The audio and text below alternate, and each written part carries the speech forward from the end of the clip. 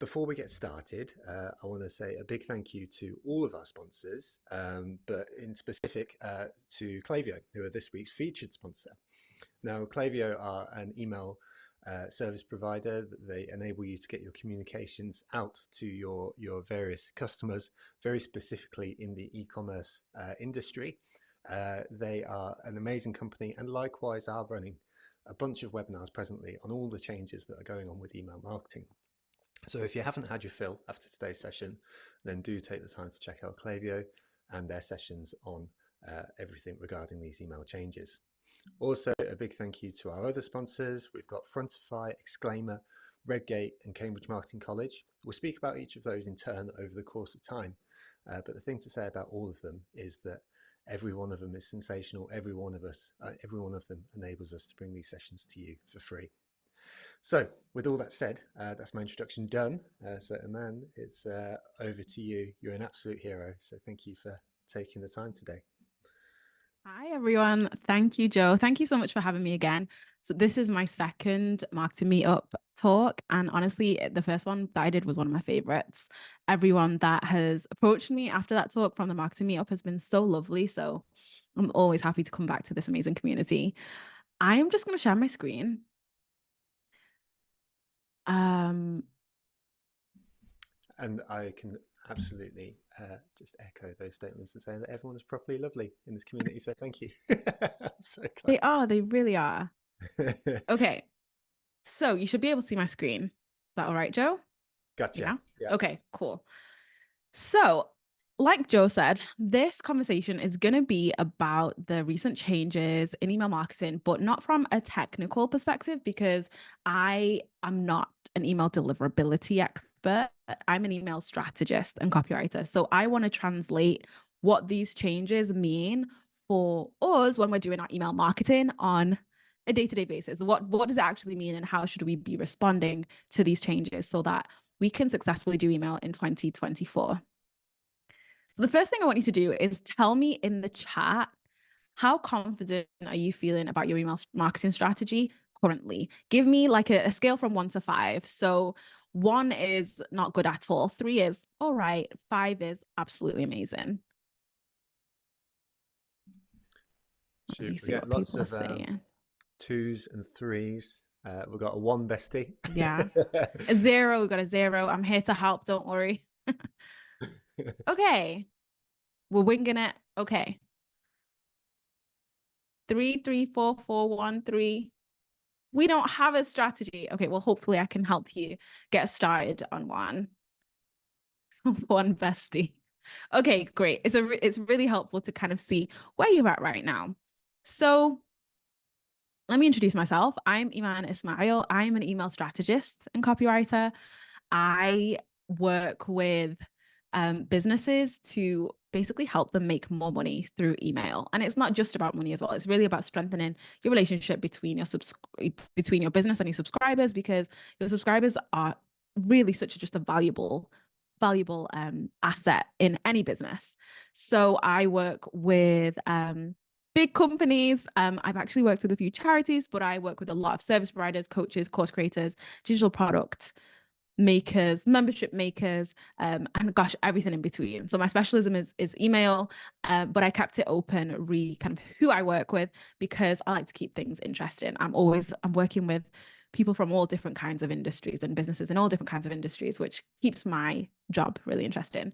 I'm also the host of Mistakes That Made Me, the podcast that asks extraordinary business owners to share their biggest business mistake, so you know what not to do on your road to success. As Joe said, it's newly part of the HubSpot podcast network. So if you like a good business podcast, do go and listen to that.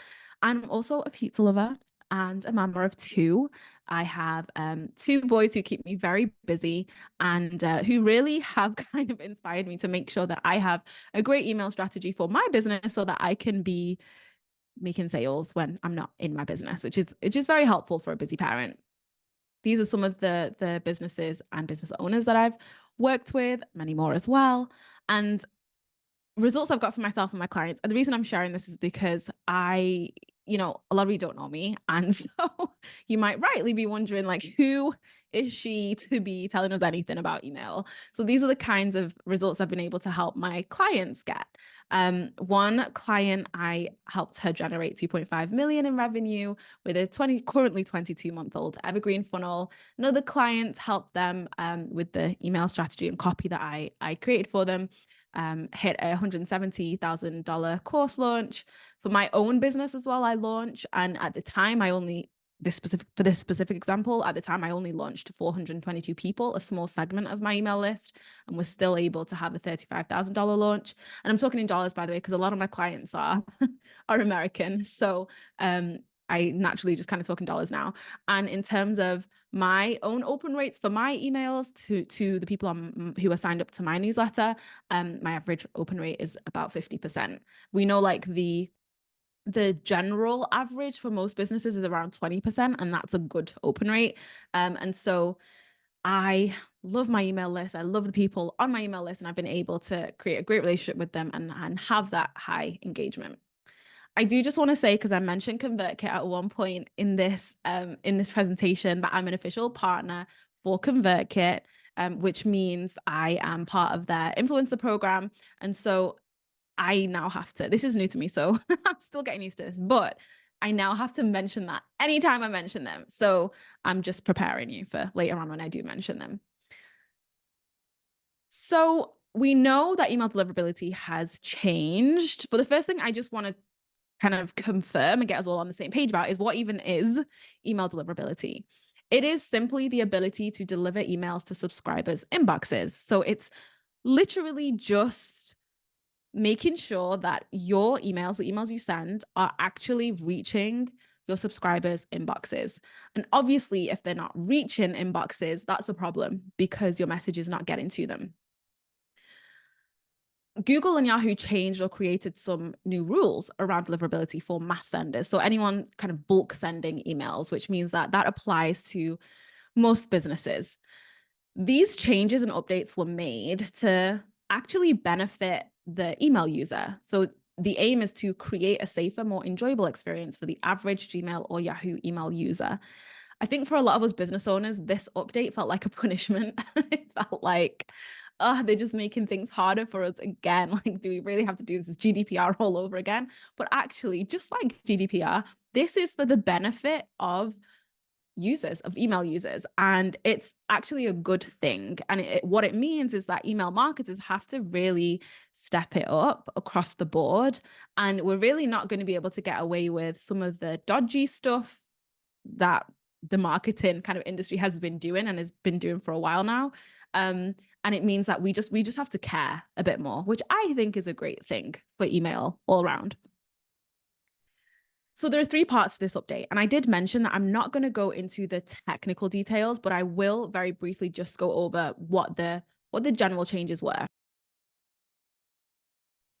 So the first part is that you if you haven't already, you needed to have authenticated your emails, which basically just confirms that the sender is who they say they are. It's almost like an ID check, so that, the emails are coming from a safe place. The second part of this is you now need to allow for easy unsubscription. So it needs to be easy for people to unsubscribe. Now, actually, the rule that was put into place for this specific update is one that email service providers had to kind of deal with. So that's not really something we have to worry about too much, although there are some things that we need to consider, which I'll go into in this presentation. And then the third part of this was that we now need to stay under a reported spam threshold. So if you are being reported as spam too much, it will affect your deliverability. And that means your emails won't deliver to the people you're sending them to, which again is a problem for us businesses. So what this presentation is actually going to talk about is, what do these changes actually mean for your email strategy in 2024? How do these changes translate, or how do they need to be translated into your email strategy on a day-to-day basis in your business? Well, the new goal for all of us is to make sure that the people who want to receive our marketing emails are still able to receive our marketing emails. Because again, if they don't receive them, then we have lost our, our link to them. We cannot communicate with them, even if they consented to us sending them emails. So here are 5 strategies you need to implement so your emails continue to reach your subscribers in 2024. The first thing you need to do is clean your email list. Google is deleting inactive accounts, and it's Gmail accounts that are 2 years or older. And the reason for that is to protect those unused accounts from being compromised, because unused accounts will have information in there that are, that is sensitive and that is not being taken care of, it's not being looked after. And so to protect email users, Google is actually deleting any account that is older than 2 years old. And all people need to do to keep those inactive accounts active is literally log in. But that affects us as business owners who are using marketing, who are using email marketing. And that affects us because inactive accounts mean a high bounce rate. So if you have lots of inactive accounts, as in inactive email addresses on your email list, your emails will go to that email address, but it will just bounce. And so that then creates a high bounce rate, and a high bounce rate creates a bad reputation for you with your mailbox provider. That means that future emails that you send, not just to those inactive email addresses, but to many of the email addresses on your email list, could actually just start going to spam, which again is a problem. So you want to minimize bounces.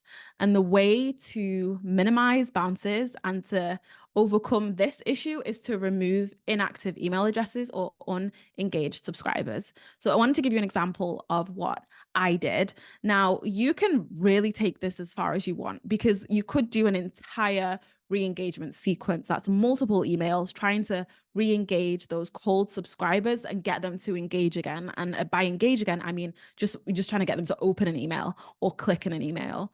So what I did was I went into my ConvertKit, and ConvertKit very helpfully tells me, it actually gives engagement scores to every subscriber, and it's between 1 and 5. So 1 and 2 is like, these people are really cold. 3, they're kind of somewhere in the middle. 4 and 5 is 4 is engaged and 5 is super engaged. And so I could have actually just sent this re-engagement email to people who scored a 1 and a 2, which was, quite a bad engagement score, a very bad engagement score. But I actually included 3 as well, because I have really high standards for my email list. So I really want to make sure those people in the middle as well, I'm either going to get rid of them or you're going to re-engage. So I kind of rounded up the cold subscribers, or even mild subscribers, and it added up to about 400 subscribers. And I sent those 400 subscribers this email. Subject line: want to keep getting my emails? Action required. Hey, Eman, it looks like you haven't opened my emails in a while. I want to make sure you're only getting my emails if you actually want to receive them. So here's what I need you to do. Click here if you want to stay on my email list and keep getting my emails. If you don't click that link, I'll assume you don't want to stay, and I'll remove your email address from my list in 7 days. If you know you don't want to stay, do nothing or unsubscribe here. I'd love you to stick around, but I totally understand if you choose to leave. Wishing you everything good in life and business, Eman. P.S. If you want to switch up the email address I have for you, you can also update your profile. So basically, I didn't want to do this so that they have to do something in order to, okay, basically there's lots of different ways you could do this, but I wanted to do it so that if they need to opt in again, basically. I wanted to recreate the opt-in experience. You've got to opt in to keep getting these emails. If you don't do anything, if you don't opt in or you just do nothing, then I'm going to delete you in 7 days. Like, everyone's going to be deleted in 7 days. And so I gave that email like 7 days. And then after that 7 days, I went in, and everyone who did not open or click, I deleted them from my email list. And that was about 400 subscribers, probably just over 400 subscribers that I deleted. Was it painful? Yes. But the results, which I'll talk about in a second, were great. So it went out to 417 cold subscribers with an engagement score of 1 to 3. And what that means is they hadn't engaged with my content in the last 6 to 9 months. And that's a long time. So like, why would I want these people on my email list when they don't want to get my emails? They're not opening and they're not clicking. And that's a really long time to give someone to engage with your emails, 6 to 9 months. So again, I could have done a whole re-engagement sequence, but I didn't think it was worth my time because I knew that this audience was pretty cold. And you'll see, I mean, the engagement rate for this email was really bad. It got an open rate of 7.4%, which is abysmal, and a 2.9% click rate, which isn't too bad. But again, the majority of people did not engage. This is why I didn't do a whole re-engagement sequence and waste a whole bunch of time doing that, because this audience was very cold. But the result was fantastic, because now that I've removed those 400 cold subscribers from my list, I have better engagement. The new engagement stats are that 90% of my subscribers have engaged with my email content in the past 30 days. 30 days. That's pretty good if I do say so myself. 8% of my subscribers have engaged with my email content in the past 90 days. And only 2% of my subscribers are in that kind of coldish to mild range where they've engaged with my email content in the past 6 to 9 months. And what the reason better engagement and higher engagement, these opens, these clicks, these replies, the reason that's good for us as email marketers, and the reason we need it as business owners, is because it sends positive signals to email providers that our emails are not spam, that our subscribers want to receive our emails, and that our emails should be delivered to inboxes. The lower the engagement, the more negative signals that are sent to email providers. So let's have a look at my new engagement rates. These are some of the emails I sent out recently. 56.2% open rate on this email, 56.6% open rate on the one below, good click rates, 54.4% open rate, 6.2 click rate, 57% open rate. My engagement rates have skyrocketed because I'm no longer concerned about having a bunch of cold subscribers who aren't engaged with my list anyway on my email list. So the second part of this is that you need to make it easy to unsubscribe. And again, I know it can feel difficult because we work really hard to get every single email address on our email list. But you really, for all the reasons I just kind of explained, you really don't want cold subscribers on your email list. They actually cause more harm. It's not that, they're just kind of lying around on your email list doing nothing. They're actually actively causing your email deliverability harm. So you want to get rid of them. Again, this is about minimizing spam complaints. If you make it difficult to unsubscribe, people will mark you as spam. And remember, we're trying to keep that spam rate percentage, that spam rate really low as possible. The senior director of product management at Yahoo said about this topic, a key mission of Yahoo is to deliver messages that consumers want to receive and filter out the messages they don't. And so it's really important that we also have that same mission. I mean, that should be our mission anyway, as business owners. We want to make sure that only the people who want to receive our emails, who are engaging with them, are actually receiving them. But there are consequences if people who don't want to receive our emails are receiving them. So make it as easy as possible for people to get the hell out of your email list, because high spam complaints will wreck your email reputation. You don't want to use some of the dodgy tactics that I have seen in a lot of the emails that I'm subscribed to that make it hard for people to unsubscribe. So that's making the font almost invisible, when it comes to the unsubscribe link. Changing the font color so that it blends in with the whiteness of the email, and you actually can't see the unsubscribe link. So technically it's there. So you technically haven't broken any rules, but actually you've made it impossible, literally impossible to see. So you're breaking the spirit of the rule, right? Some people just don't include an unsubscribe link at all. They're just like, you're just going to stay here and you're just going to stay here forever. And doing anything other than immediately unsubscribing someone when they ask to be unsubscribed. I will never understand why some businesses will respond and say your email address will be removed within 2 days or within 7 days. Like, no, it should be immediate. And it should be automatic as well. Like, you shouldn't have to do anything when someone wants to subscribe. It should be completely automatic. The person clicks on a link and then it's done. So one of the things that email service providers have now had to make possible in order to adhere to this new rule in this update is to provide a one-click unsubscribe. And so I want to show you an example of some of the stuff I've been seeing in my inbox. This is what it looks like to for email users now. It's literally just an unsubscribe link at the top of every email, of a lot of emails in your inbox. And so all you have to do is one click unsubscribe. You don't need to scroll to the bottom of the email anymore to unsubscribe. It's just at the top. And this isn't something you need to do. This is something that email service providers have had to figure out on their side so that the emails that we're sending now offer that. So it's much easier for people to unsubscribe from your email list. Another way to make it easy for people to basically only get the emails that they want to get, and the way to minimize people reporting you as spam is to, again, just send relevant wanted emails. And one way to do that is to give your subscribers opt-out options or like preference options. So you could give subscribers the option to opt out of particular campaigns or opt out of receiving particular information that isn't important to them or doesn't pertain to them. Or you could allow subscribers to pick their own frequency preferences. So here are two examples. The first one, this one is from a marketer called Tarzan K. At the bottom of every email, she just has this little section that says, inbox overloaded, I feel you, first name. Set your frequency by clicking any link below.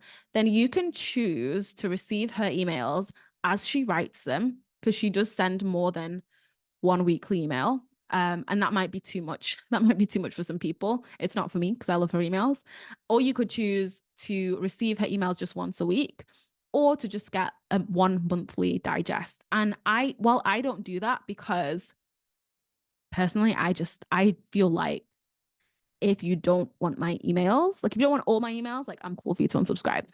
But this is certainly an option. Minimizes spam complaints and also minimizes unsubscribes. Like maybe people don't actually want to unsubscribe, but they just don't want to receive as many emails. Another option, like I said, is to give subscribers the option to opt out of certain campaigns or receiving certain information. So I recently had a launch for my now $11 private membership. And when I was launching it, I was sending a daily email for 5 days. It was almost daily for 5 days. And so at the top of every launch email, I had this little section that said, want to stop hearing about my now $11 private membership? No problem. You can just mute these launch emails. And so then people would click mute these launch emails, and then it would opt them out of receiving any more launch emails. So they wouldn't hear about this launch anymore.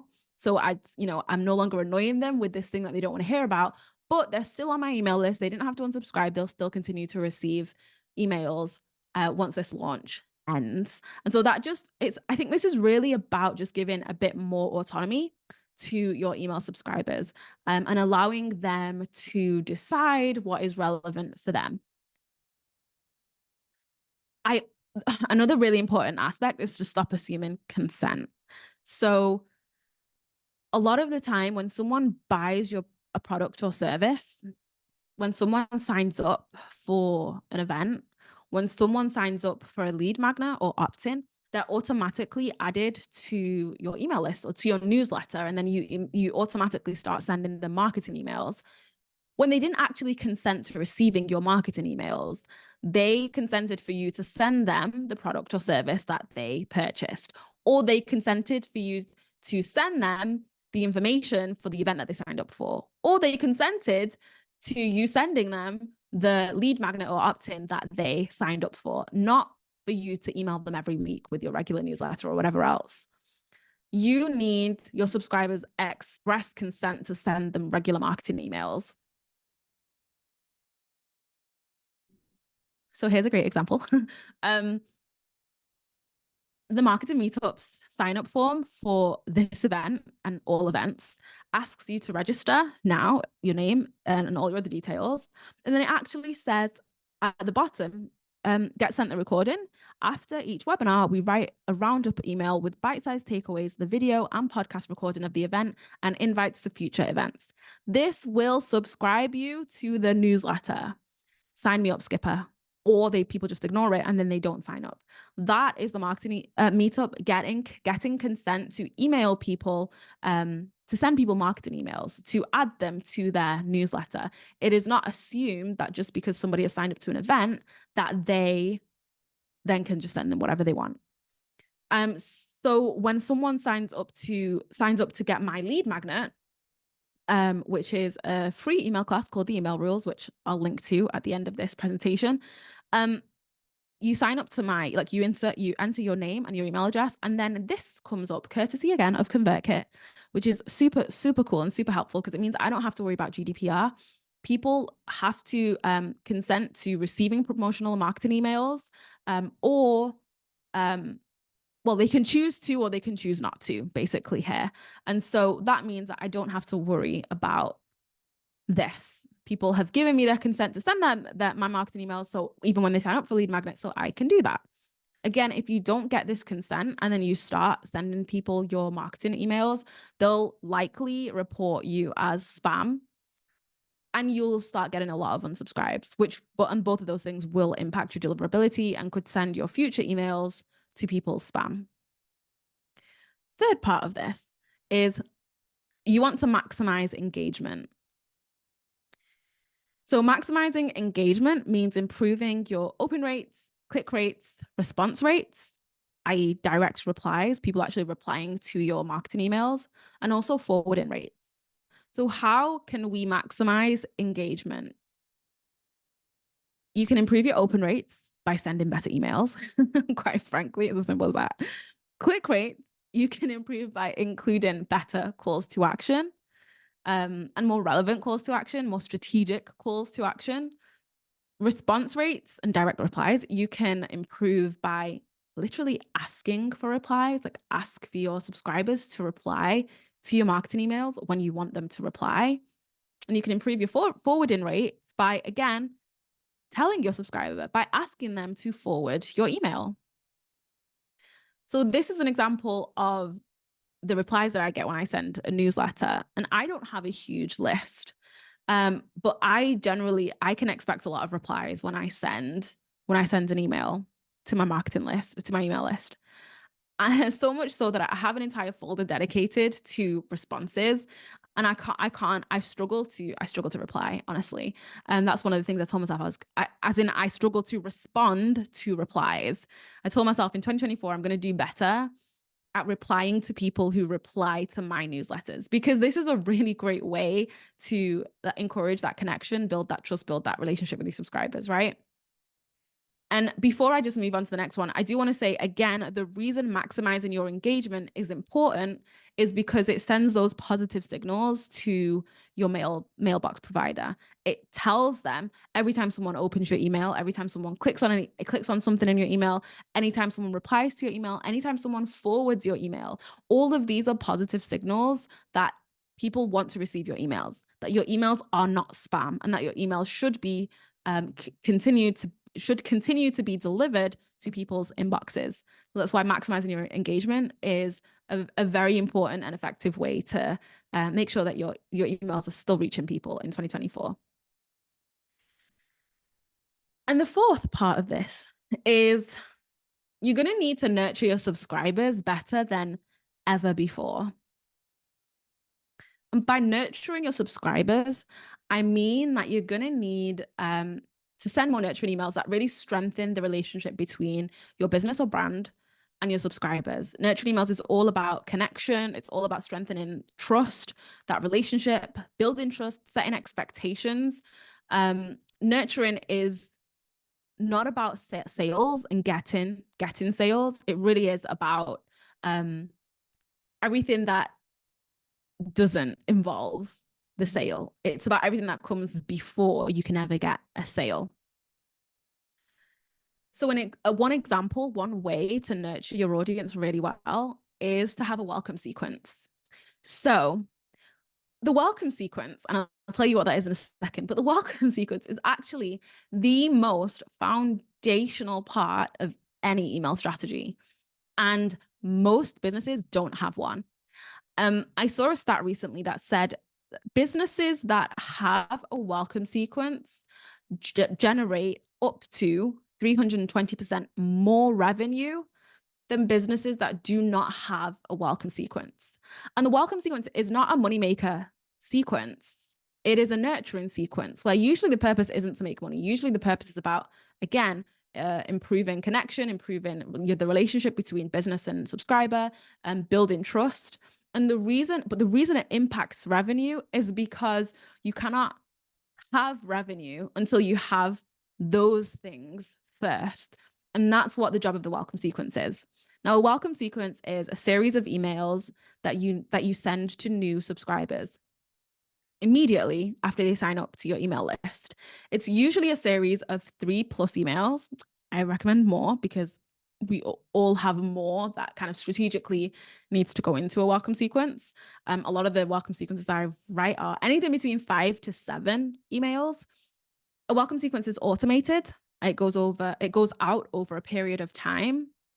And again, it goes out to every new subscriber. So I join an email list today and I get email 1 today. And then I get email 2 tomorrow. Somebody else joins your email list tomorrow, they get email 1 tomorrow, and then email 2 the next day after that, right? A welcome sequence is your chance to welcome your subscriber, to nurture them, to introduce them to your business, and to really build that connection, usually before you ask for any kind of sale or anything like that. If you take anything from this presentation, it's that you need a welcome sequence and that you should work on putting one into place if you don't already have one. I do also want to say some businesses have a welcome email, which is okay. But a welcome email, sending one welcome email when someone joins your email list, is not the same as sending a welcome sequence. It's much less effective. It's better than nothing. That's really all it is. It's like better than nothing, but it's not strategically impactful. So let's talk about what could go in a super simple 4-part welcome sequence. Well, the first email is usually delivering the goods. So that is sending whatever you promised you were going to send them in exchange for the subscriber giving you their email address. So for me, it's my access to the email rules, my 35-minute email class. So in email 1, I would share the email rules. I'd also take this opportunity to set expectations because that really takes the friction and almost like anxiety of when you sign up to an email list of not knowing what's going to happen next. Like, are you going to bombard me with emails? Like, what can I expect? So set expectations in that email. Let them know that because they're in the welcome sequence, they'll receive an email every day for the next 5 days. But then after that, they'll just get your weekly email or whatever else your particular frequency or cadence is. Email 2. This might be where you want them to tell you more about who they are. So this is what I call a self-segment email. Give me a second. I'm so sorry. I have someone looking after my 2-year-old. They went out for a walk so I could do this, but they're at the door. So I just need to let them in. Give me a sec.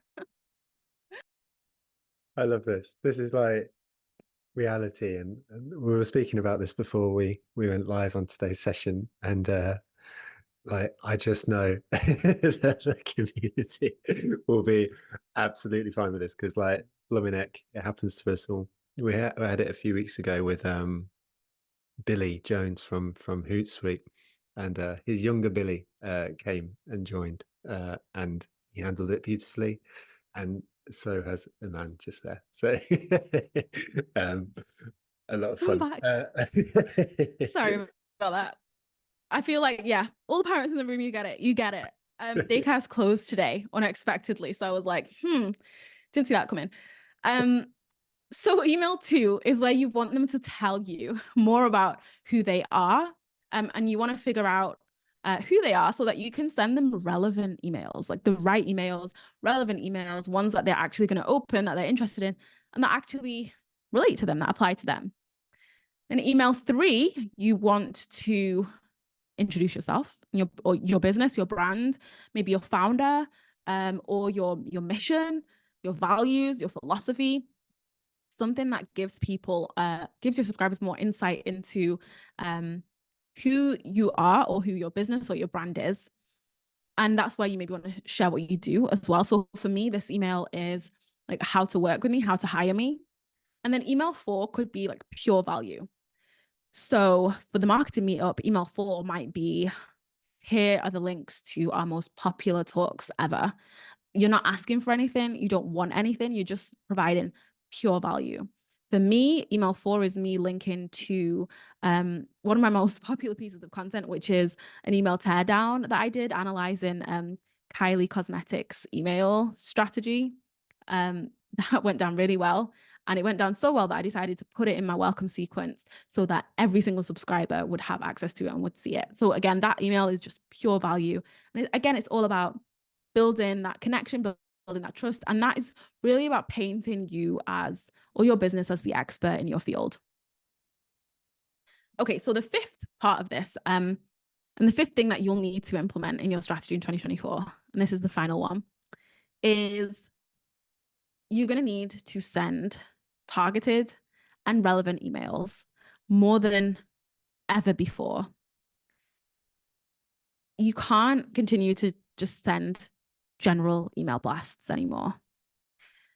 You're going to need to focus on, like I said, maximizing engagement, maximizing conversions, minimizing spam complaints, minimizing unsubscribes. How do we do all of that? It's by not sending general email blasts, because generally, when you're sending general email blasts, not everything you're sending applies to everyone. And so you're just kind of hoping that the people that it applies to, that it relates to, will open the email and enjoy the email and kind of like forget about the rest. If it doesn't apply to you, then so what, right? But now more than ever, we need to send relevant emails. So we need to send the right emails to the right people at the right time. And you can do this by using tagging in your email strategy, and your email service provider should allow you to do that. You should use segmentation. You should use trigger-based automations, and then also behavior-based campaigns as well. An example of how to use tagging or segmentation is you might, for example, send an email that is about a small business workshop only to the small business owners on your email list. Now, let's pretend you have small business owners on your email list, and then you have like huge enterprises. Well, a workshop for a small business owner doesn't need to go to people at big, huge enterprise. And so you would use tagging and segmentation to ensure that that email only goes to the people that it's relevant for. Another example is if you are promoting an event, for example, that is happening in the UK, you will send that to your subscribers who are in the UK versus sending it to all your subscribers who are all over the world. Why? Because it's actually really like frustrating for subscribers who you know might get really excited that you're having an event, and then open your email, read it, and think, oh, it's just for people in the UK. And then another example is you want to make sure, for example, that you're sending discount emails only to the people who have not already bought that product or service. Like, the worst thing a business can do is to send you a discount code or a coupon code or have a sale on a product that you've just bought or a service that you've just bought. It's really frustrating. It's really demoralizing. And it's not even usually that the sale or the discount is happening because we expect that of businesses, like it happens. It's that you haven't even taken the care to just be mindful about not sending me that information. Like you're actively trying to aggravate me. So this is why this is a really great example of how tagging and segmentation can help you send the right emails to the right people at the right time. I want to show you how I use segmentation and tagging as part of my email strategy. So when people sign up for the Email Rules, my 35-minute video crash course on email marketing, they put in their email address, they put in their name first, then they put in their email address. Then it has a little drop down that says, I am ... And I actually get them to tell me who they are, like exactly what their role is, because I segment my email list based on on roles. I get like, I guess, profession. So are you a copywriter specifically? Are you a service provider or a coach? Are you a product business owner? Or do you just class yourself as an online business owner? Because some people just like, I'm just an online business owner. And then based on the option that they choose, they receive a personalized welcome sequence. So the copywriters get one welcome sequence that tells them, and I'll tell you how I kind of how the content differs. So the copywriters will receive an intro email about me, and I'll tell them about me, my story, all that kind of thing. And then at the bottom, I will link them to podcasts that I've been on that they will know. So like the Copywriter Club podcast, for example, which is a big podcast in our industry. They know that, they'll know that's cool. They know that then establishes my authority in their eyes, my credibility. But for a non-copywriter, like they don't know what the Copywriter Club is. They don't care. They have no clue what it is. So for the people who are not copywriters, they get the welcome they get the version of the welcome sequence that shares podcast episodes that they will recognize that are not copywriter specific. So it's small things like that where you're personalizing the experience based on what you know about your subscriber. And it's really small. It can be huge stuff, but it can also be the small details that make a real difference. An example of how to use behavior-based emails. So I once sent an email to the non-copywriters on my email list because those are the people who are interested in hiring me for my one-to-one services, where I do I do the email strategy and copy for businesses. And so I'd actually just posted all my prices on my website, whereas I didn't previously for lots of reasons. But I decided, right, I'm going to post my prices on my website, and I decided to make a big deal of it and let my email list know, hey, I've just done this. And then I linked to the page so they could see my price for an email campaign. And then I set it up in ConvertKit, my email service provider, so that anyone who clicked on that link to go through to my website and check out my prices were tagged as leads. So now I know they're interested in my pricing. Why are you interested in my pricing is the question. So based on their behavior, I have now created this email strategy. So I gave it a day, and the next day I sent another email to only the people who clicked on that link that took them through some of the prices on my website. And I sent them this email. Hey, first name, I noticed you had a sneak peek at the new prices on my website last week, but you haven't got in touch to talk about working with me yet. Smiley face. Are you still thinking about it? Eman. And literally, it was that short. It was 2 lines. That's it. Someone replied, hi, Eman. I love that you sent this email. I'm really interested in exploring working with you for custom copy work. But one question I had is, and then she told me what her hesitation was about hiring me. And so I got to tell her, oh, it's totally cool. I can totally do that for you. And then she booked me in for a 13.5K project. And so this is how making sure you're sending the right emails to the right people at the right time, that you base your email strategy on relevancy, on behavior. This is how it can really work for you and help you generate revenue in your business and company. And you can do this in so many different ways on so many different scales. But here's just a small example of how I did it for my small email list. I think my email list is 2,000, maybe just under 2,500 at this point. And here's an example. So that was an example of behavior-based emails. Here's an example of trigger-based automation, which again allows you to send the right emails to the right people at the right time. So when I send emails to the copywriters on my email list, they get this kind of PS section in the footer of the email right at the bottom. And it tells them about my various courses and digital products, masterclasses that are specifically for copywriters. So the people who are not copywriters, they get a different version. They get the version that's like, hire me here. Here's my 2.5 million case study. Like, this is what I can help you do. You can hire me here. That doesn't apply to copywriters. They get links to my courses, my masterclasses that I've created for them. So anytime someone clicks this link here, 12-week self-study course like a boss, they're immediately removed from my like regular newsletter list, and they're added into an evergreen funnel, a funnel that then sells them and is a pure like sales funnel that sells them my 12-week course. And I've set this up so it's automated. It was a really big job setting it up when I first set it up, but now it's passive. And so now I am able to sell my online course like constantly, all the time. Like I'll be watching Netflix and someone buys my $1,300 course. You know, it's the most amazing thing. It's the coolest thing. And it just takes a bit of thought and strategy. And then here's another example. Design Your VIP Day is a 90-minute masterclass. The other day I woke up to 3 sales because people had clicked. I'd sent an email.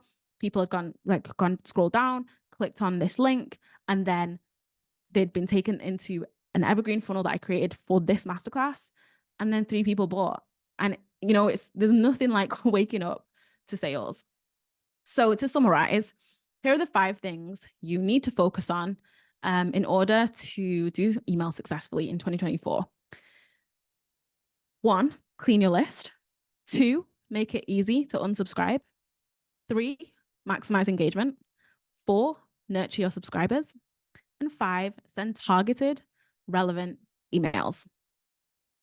So before we get to Q&A, I know we have about 10 minutes, I want to tell you 3 things.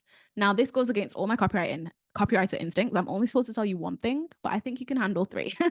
So I'm going to let you know that if you would like me to work on your company's email marketing, you can hire me for either 60-minute email strategy consult, which is the kind of, again, a short consultation where I give you tailored recommendations for your specific email strategy.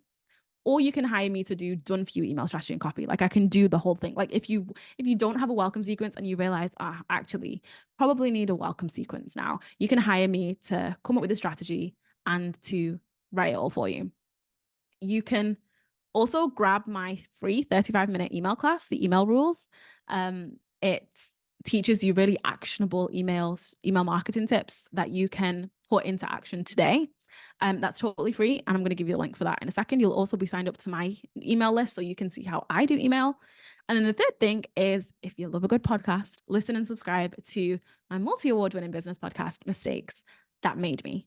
And I am going to stop sharing and I'm going to put the link to the PDF that has those 3 links in the chat right now. Hope you enjoyed this presentation. Thanks so much for sticking with me. You're an absolute legend. Thank you so much, Eman. Like, I'm just typing a comment in the chat here, which is the very last thing there, where you mentioned about your services and the 3, you know, fighting your instincts to just do 1. The fact that you literally emailed me last night and just said, do you mind if I do that? And like, I said, of course you could, because you bloody well earned it. And you bloody well earned it with that session. So thank you so much. Thank you, Joe. Thank you so much. Oh, someone's been typing notes furiously. Kelsey, thank you so much. I hope you all enjoyed it. You're getting lots of amazing comments. Excellent. We've got 10 minutes left by my calculation and 38 open questions. Okay. So folks, if you see some questions that you would like answering, make sure to give them a thumbs up in the Q&A feature so that we can prioritize them in these 10 minutes that we've got left. So the first one comes from Laura. So Laura asked the question, do you have any tips for building a subscriber list from scratch, specifically in B2B, and strategy for the tips for the first year of emails? So I think we've probably covered a bit of the strategy tips with the sequencing. So maybe speaking to building your subscriber list. Building it, growing it. Yeah. So the first thing is to know that it's not easy. I think people make it look easy, and then you get into it and start doing it and you think, oh, actually I'm finding this hard. Is it just me? No, it's not just you. It is hard to build an email list. I think the place to start is to firstly choose an email service provider as an official ConvertKit partner. I say ConvertKit. I do love ConvertKit. And I'll also add my affiliate link, and it is an affiliate link, in the chat in a minute. But I feel like as the sponsors are Klayvio, so also like maybe Klayvio. So choose an email service provider first and foremost, and then I would say first figure out what your audience needs from you. Like, how can you provide the most valuable resource for them. Whether you need to like survey your ideal audience, that might be one way to start, to actually just find out like, well, what are you struggling with? What do you want? What are your goals? Or you could even interview a select few to really help you figure out, well, what lead magnet or opt-in can I create that will actually be super valuable for them, that they'll find like a resource that they'll find really helpful, because it'll only be something valuable that they will that will make them want to give you their email address in exchange for access to this resource, this lead magnet, this opt-in that you're creating. And so I think it's really important to get the opt-in or the lead magnet right. And then the next thing, the third thing is actually to figure out, well, what is the best format? Because a lot of people like go to ebook, but your audience might not necessarily want an ebook. They might not read an ebook. Maybe they want a video series. Or maybe you want to do an ebook and then also create a version that's a video series.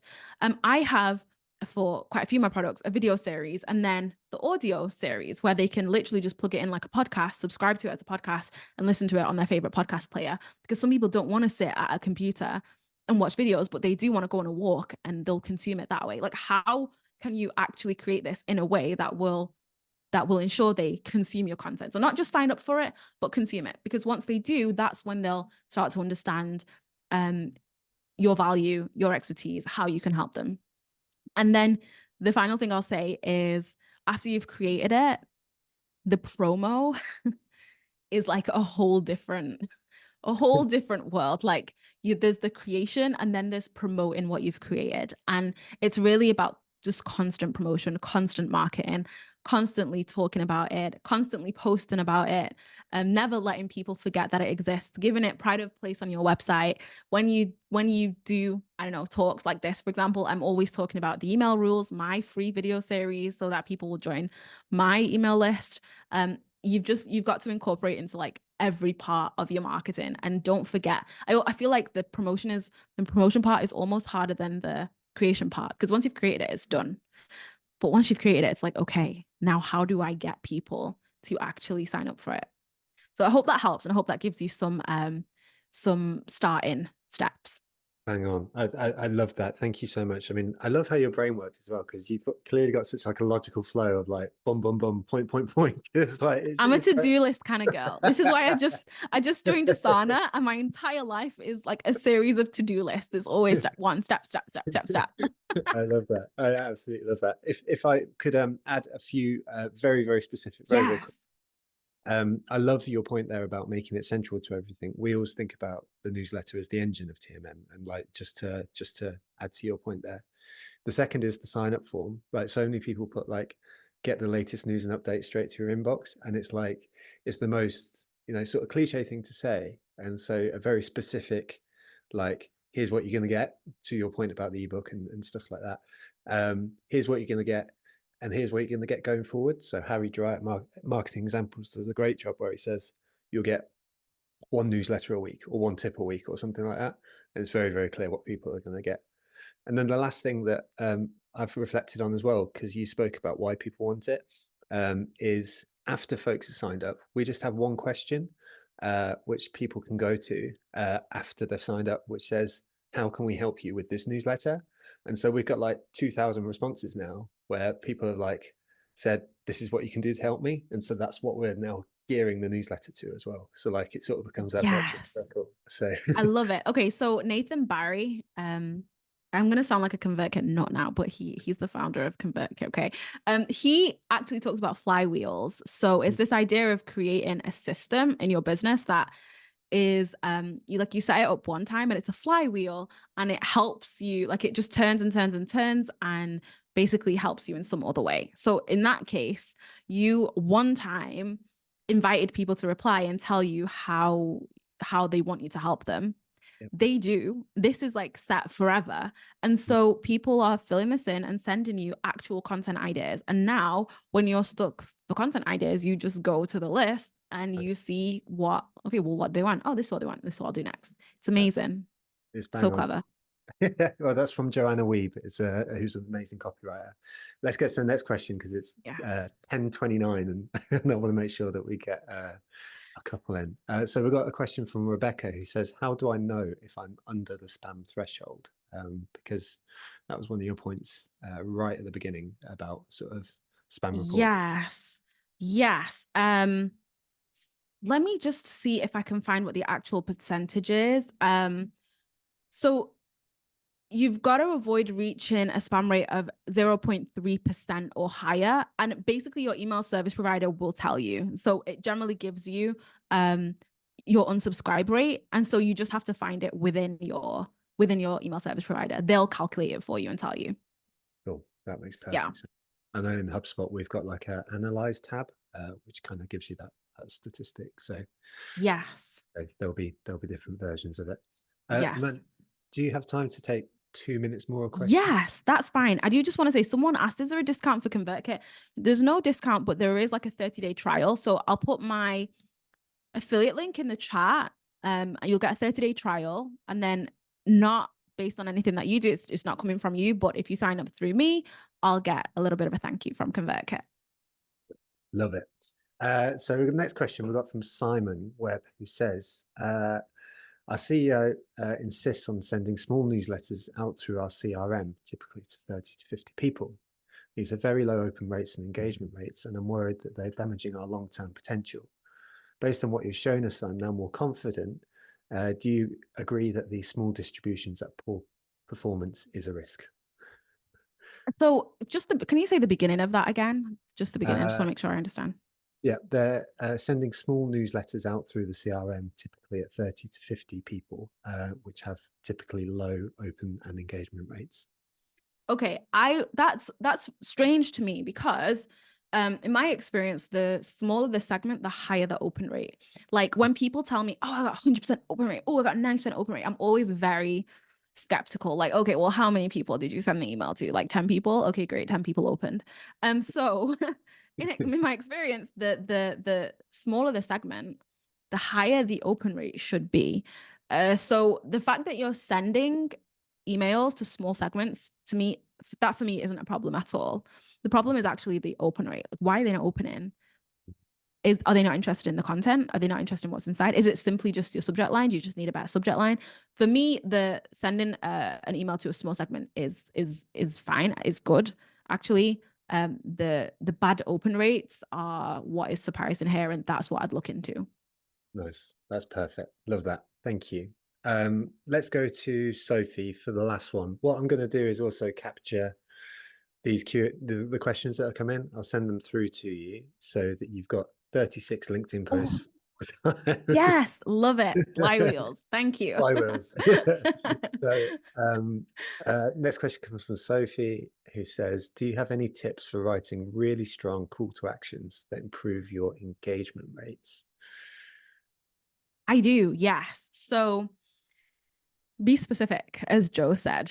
Be specific. Instead of download the ebook, it's download, or no, get the 6 steps to catapult in your business. I don't know.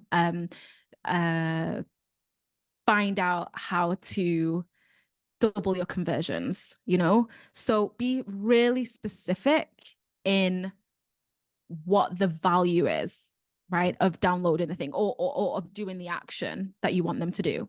And then also the thing is, instead of just making it about the action, like download now or listen now, you want to do something that Joanna Weeb terms, or I think she coined it, I don't know, calls a value, a call to value. So instead of a call to action, it's a call to value. So it's not just about doing the action, download the thing, listen to this thing. It's calling them to value. Get the 6 steps to catapult in your business. Double your conversions now, so you're promoting the value in taking that step, in making that action versus just the action of the actual thing. And then the final thing I will say about, and by the way, I do cover this in the email rules, my free email class. It's only 35 minutes long. The final thing I'll say about calls to action is you want to make sure that you are really strategic about your calls to action, and usually that you're only asking people to do one thing at a time. Now, I broke that rule, which is why I said that earlier on. When I told you to do 3 things, the rule it's called the rule of one, is that you should only ever ask your audience to do one thing at a time, so that you're not distracting them, so that you're not making it difficult for them to remember what you want them to do, but instead you're directing them to do just the one thing, one action. And you'll be surprised how much that increases conversion rates. Bang on. I love that. You reminded me as you were speaking there that the word here, if you type in here into Google, this was a few years ago, but you typed here into Google, and I think one of the big software companies came up because every hyperlink that they put into their website was like, click here. And so and so they were literally ranking for the word here, which, you know, to your point about the call to value, is a really lovely way, because you wouldn't be doing that if you were sort of hyperlinking and call to actioning in a way which didn't say just click here. Yes, exactly. Joe, I know that was the last question, but Emma Louise just asked, I think, a very good kind of follow-up. Emma Louise says, we always say call us on XYZ or email us at blah, blah, blah. Is this wrong? No, it's not wrong. There's a place for call to values, and there's a place for being super clear. So if you want people to call you on X number, the call to action is very simply, very plainly, call us on X number. You want to make sure that you're not ever trying to be super clever and making it difficult for people to understand what you actually want them to do. Bang on. So good. I need to cough now, which is really bad timing to wrap Yeah, up this. I muted a few times. Yeah, you smashed it. You're so much more clear than me. You're an absolute legend. Thank you for taking the time today. Thank you Really, for having me. and thank you to everyone as well for just a wonderful chat. Once again, this is such a lovely experience, and it's great to hear the information you presented today, and to get your questions too. As I say, we'll make sure we capture those, so make sure to be following. That'd be amazing. Thank you. Yeah, to keep in the loop. With all that said, we'll be back next week, next Tuesday, for a session on technical SEO with the incredible Arij. So we'll see you then. In the meantime, have a lovely week, everyone. Thank you all so much for taking the time. And thank you once again, Emma. Yeah. Thank you. Bye. Take care, everyone.